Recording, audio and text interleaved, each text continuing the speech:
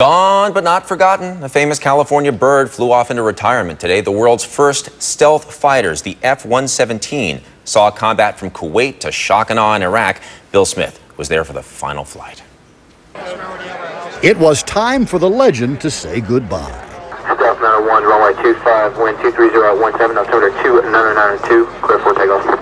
So, carrying the colors out over the California desert, this flight of 4 radar-evading stealth jets, built in Burbank, by the way, roars toward retirement and a special place in aviation history. Oh, it'll always be the aircraft in history that started the stealth warfare and delivered when it had to. For the loyal Lockheed Skunk Works designers, it's a triumph of technology.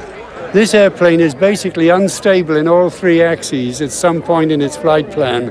And if it hadn't been for the computer capability, no pilot would be able to fly it. And the pilot who led this flight toward retirement says the stealth fighter will hold a surprisingly high place in aviation history.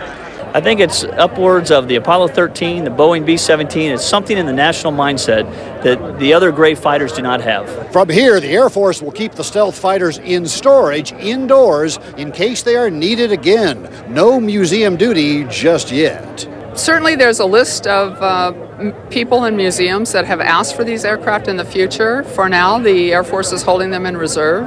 And if you are wondering about its stealth ability to be almost invisible to radar. As you can see in the aircraft, there are a lot of flat surfaces.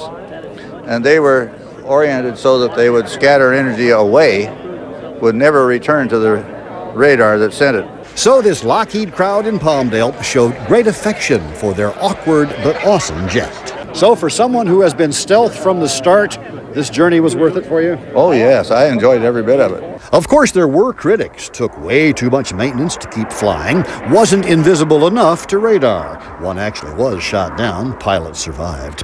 But this day was not about that. This was about an ugly duckling in a way, which flew with surprising elegance, courage, and grace. Bill Smith, KTLA News.